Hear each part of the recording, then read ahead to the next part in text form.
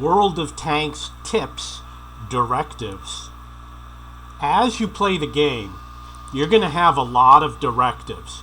You can see over here the stabilizer. I've got 270 in stock. The pre-battle maintenance, I have 173 in stock. I'm going to check for crew. The firefighting, I have 222 in stock. Okay, the reason why is because I don't use them. Over time, you're going to accumulate a lot of different directives. You probably have a lot of the firefighter directives. You probably have a lot of pre-battle maintenance because it's not the smartest one to use. There's other equipment and other directives that are better to use. So what I am doing, this used to have the polished lens to reduce the aiming circle because I use this tank in front line. You fire from long range, you want a smaller aiming circle. But I switched it to the stabilizer because I have 270 in stock and because this vehicle is an autoloader, which means it's going to take advantage of the stabilizer after firing. So basically, the issue that I have is that I have all these vehicles, and when you look at the equipment, because the directive is tied to the equipment or it's tied to crew, I have certain things like modified configuration, which I never use, and you probably don't use it either. Improved hardening I use on my light tanks because you want the extra suspension durability. So what my plan is, we're going to look at one of my light tanks. This is a medium tank. It's got vents on it right now. Vents is good if you got a lot of crew. I am going to remove vents, and I'm going to put the modified configuration, which improves the repair speed, which is going to help me when I get tracked. And then I am going to add the directive that's matched with it, which is called pre-battle maintenance. I've got 173, and you know how long it's going to take to play 173 games? It's going to take years. So I'm probably going to be accumulating more than I'm actually using. So my advice, I've got over 400 tanks, is that you probably focus on aiming or on spotting or camouflage. My advice is to look at some of the other equipment for some of your vehicles, and you want to do it, you want to check your premium vehicles first. This one, unfortunately, I don't think has the option. And find something where you think, okay, what vehicle gets damaged a lot? What vehicle do the engines get damaged a lot? You're looking at light tanks and medium tanks. And then go and buy the equipment. I don't think I have that on any of my vehicles. Buy one and then apply the directive that matches it.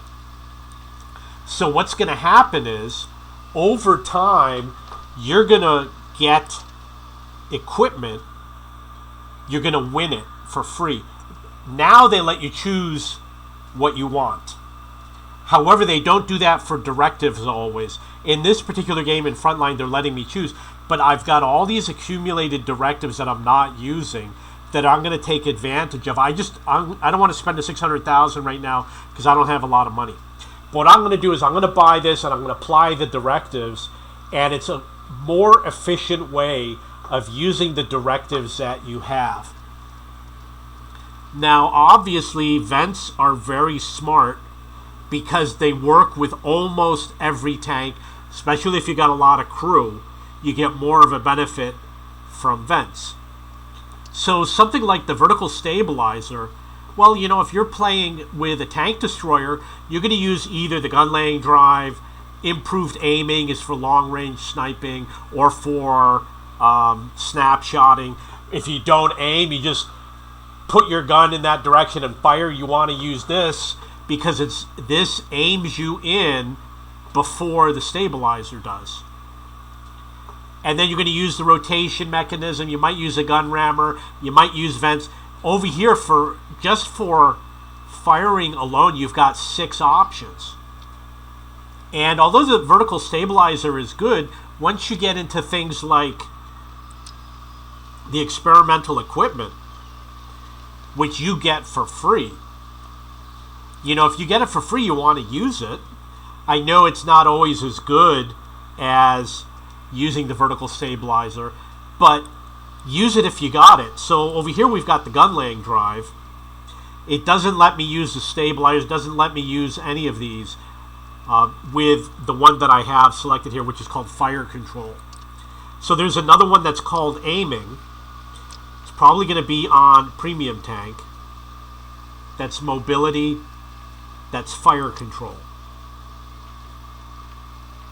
This one is called accuracy. You notice I used the stabilizer, but let's look and see what else I could use. Can't use the gun laying drive. I can use the stabilizer and the polished lens. So imagine if I did have the gun laying drive and I had the other equipment, for example, the one for accuracy. I don't know which ones match. You want to make sure you use whichever one you have the greatest stock of. Here's a case where I'm not using the improved equipment. I have 3 different options for directives. So you see I've got the one with the polished lens, got the aim tuning, no option for the stabilizer. Going to go through real quick. My autoloaders are going to have something good. Okay, over here we've got 3. Let's look and see what we got. I'm not using any directives. You see I've got the gun laying drive, the polished lens, the one for the vertical stabilizer, not available. Why did the audio level suddenly change? Okay, so the point that I'm making, this is an autoloader, so it's likely to have the vertical stabilizer. I'm going to replace this with the vertical stabilizer because I don't have a lot of vents.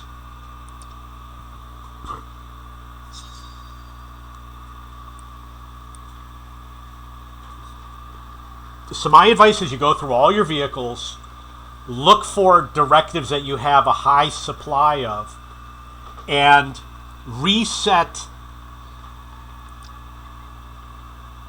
so that you make more efficient use of what you have. This one already has the vertical stabilizer. This one is set for spotting on the Progetto, but because it's an autoloader, the vertical stabilizer is a good option because you're going to be firing again and again and again. And you see for the optics, I only have 100. It's almost a third of the supply. I'm going to save that for my light tanks. And I'm going to put the vertical stabilizer because when you play this, I only play it in frontline. It's going to be used for firing, not for spotting. So here's another one where I've got vents, but there's no option for the vertical stabilizer. Maybe I'll keep the one the way it is. See if there's anything else here. Looking for autoloaders, that's always a good choice. This obviously doesn't have it. Anything else here that's an autoloader? They're probably all in the game. Okay, so that's my tip. We're going to look at some of the other items here. Firefighter. I'm going to guess that you've got a lot of firefighting directives. So how do you use them? Number one, you can download the replay analyzer, analyze all your replays, and it will show you which tanks catch on fire the most often. The other thing you could do is save it for your Chinese tanks. So you're going to go over here and you're going to select China, and then maybe heavy tank, tank destroyer, because they catch on fire a lot, more often than they should. And you're going to go over here and you're going to put the firefighting directives, which you don't really care for. You're going to put that on all these vehicles. Something about the way that the vehicle is designed they just catch fire often. You see, this one I actually have the automatic fire extinguisher. Now the other thing you might want to do, all of my crews have a lot of crew skills. You see how many crew skills they have? If you don't have any crew skills, you can use the firefighter until you get it as a crew skill.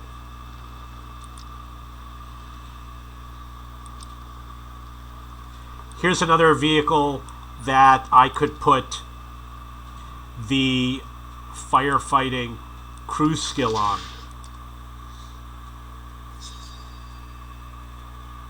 You'll notice that he has the grousers. The grousers should not be used on this vehicle. This vehicle should use, the grousers should be for tank destroyers. But I don't have anything else in stock. I don't want to put the binocs on. So for now, it's going to stay there.